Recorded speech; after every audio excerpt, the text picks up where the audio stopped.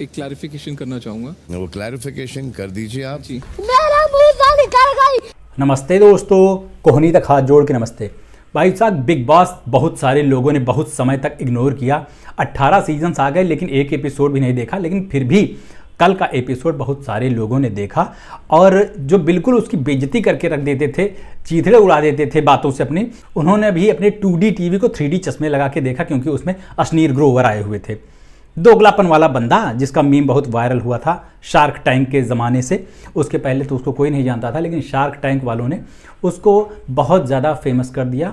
और वहाँ पर कंटेस्टेंट्स के साथ वो जो करता था, क्या कर रहे हैं यार तू? बहुत तीखी जबान में जिनके धागे खोल देता था, वही सलूक सलमान खान ने उसके साथ बिग बॉस के इस एपिसोड में किया। जिस हिसाब से अब आप बात कर रहे हैं, और जाहिर सी बात है कि इससे टीआरपी वाकई बढ़ गई, क्योंकि वो क्लिप्स जो है वो वायरल हो रही हैं अक्खा सोशल मीडिया पर, तो टीआरपी तो बढ़ गई।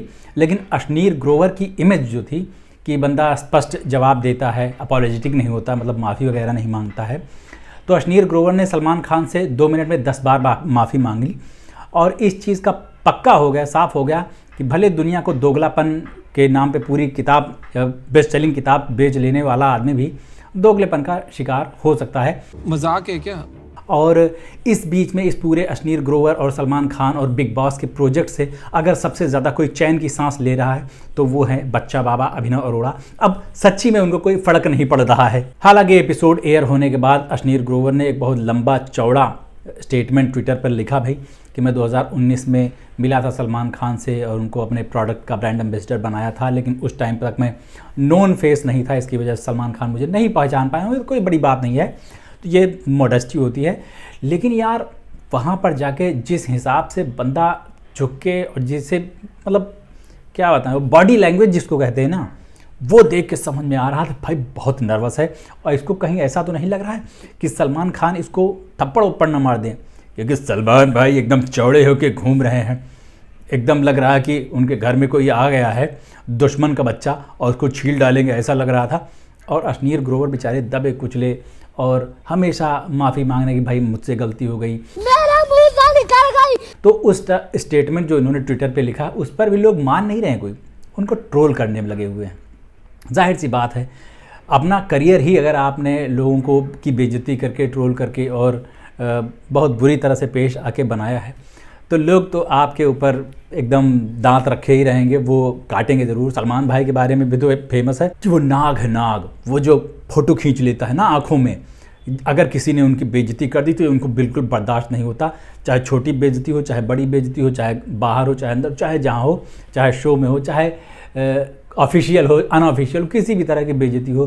किसी ने टेड टॉक में बोला हो, किसी ने उसमें क्या बोलते हैं आजकल जिसकी बीमारी पैंडेमिक फैली हो, पॉडकास्ट में वहाँ कहीं बोला हो, तो वो सब सलमान भाई के पास पहुँचती है और वो सब चीज़ों का बदला लेके रखते हैं। बाकी बड़े लोगों की तरह नहीं कि कोई छोटा आदमी गुंडई कर रहा है तो करने दो, राजनीति कर रहा है तो करने दो, बातें कर रहा है, मेरा नाम लेके पैसे कमा रहा है तो कमाने दो, कोई दिक्कत नहीं। बहुत सारे लोग ऐसे भी करते, सलमान भाई ये सब काम नहीं करते। वो छोटे से छोटे जीव को बड़े होने का एहसास कराने की पूरी कुव्वत रखते हैं। मुझे तो डर लग रहा है लॉरेंस बिश्नोई जिस दिन बिग बॉस में आएगा उस दिन उसका क्या हाल होगा। सलमान भाई उसके साथ कितनी ज़्यादा बेइज्जती करेंगे। मुझे तो उस शो का, उस एपिसोड का इंतज़ार है, वो तो मैं भी देखूंगा। अश्नीर ग्रोवर वाला तो नहीं देख पाया मैं, उसकी क्लिप देखी थी क्योंकि ये वीडियो बनाना था। और कभी कभी इस चैनल पे भी वीडियो आ जाना चाहिए, नहीं तो लोग कहेंगे कि कहाँ फिर से मर गया बे। इसलिए मैंने कहा कि बहुत सारी बातें हो रही हैं और सलमान खान इतने बड़े आदमी हैं और उनके जान के पीछे एक बंदा लगा हुआ है, इसके बावजूद वो किसी तीसरे बंदे को धोने में लगे हुए हैं। तो ये बात अगर नहीं की जाती तो बहुत बुरा लगता। लोग सलमान भाई के बारे में कैसी कैसी अफवाहें उड़ाते हैं कि बंदा एरोगेंट है और बुरा मान जाते हैं बहुत ज़्यादा जल्दी से, और फिर किसी को छोड़ते नहीं, कहीं पार्टी में मिल जाए, कहीं इन एंड आउट कहीं मिल जाए तो उससे बदला ज़रूर ले लेते हैं, उसको कुछ ना कुछ ज़रूर बोल देते हैं कि बुरा लग जाए, पूरी पब्लिक को पता चले कि सलमान भाई ने इसकी बैंड बजाई है। तो ये क्वालिटीज़ तो समझिए एक हिसाब से ईश्वर की है ना, भगवान की है ना। भगवान भी तो माफ़ नहीं करते। जो भी यहाँ छोटा छोटा पाप करता है, कहा जाता है कि उसका फल ज़रूर मिलता है, नरक में उसको कढ़ाई में तला जाता है। तो जब भगवान नहीं माफ़ करते तो एक इंसान अगर ऐसा ही काम कर रहा है तो उसको ऐसे एरोगेंट और घमंडी और ये सारी तुच्छ जो उपाधियां देना कहाँ तक सही है, बताइए आप। बहुत लोग कह रहे हैं कि अश्नीर ग्रोवर का नुकसान हो गया, उनको ऐसा नहीं बोलना चाहिए था, उनकी इमेज बर्बाद हो गई। भाई साहब कुछ नहीं हुआ, वायरल हो गया बंदा, वो 4 लोग और जानने लगे हैं उसके बारे में। इसी के पीछे तो लोग लगे हुए हैं, किसी तरह से वायरल हो जाएं। आज की दुनिया में जो वायरल है वही सफल है। बस इंतज़ार है कि सलमान भाई के साथ वो अगली मूवी में दिखाई दे जाएं अश्नीर ग्रोवर, तो मज़ा ही आ जाएगा। हम सब देखने के लिए उतावले बैठे हैं। सलमान भाई की बाकी फिल्मों की तरह ये भी सुपर डुपर हिट जाएगी जिसमें अश्नीर ग्रोवर उनके अपोजिट दिखाई देंगे, तो सब कुछ बढ़िया मज़ेदार जाने वाला है। अश्नीर ग्रोवर की PR टीम को हार्दिक बधाई।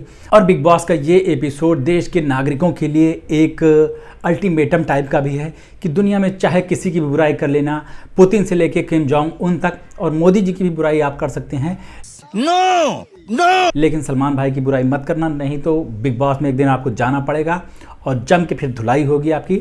और ये सलाह सबके लिए है, तुम्हारे लिए भी। तो कोई भी एक बार मृत्यु से बच सकता है, लेकिन सलमान भाई के कहर से नहीं। इसलिए सतर्क रहें, सावधान रहें, सुरक्षित रहें। और मेरे इस वीडियो को लाइक शेयर कर दें, मेरे चैनल को सब्सक्राइब कर लें। और अभी चलते हैं, लौट के मिलते हैं। नमस्ते।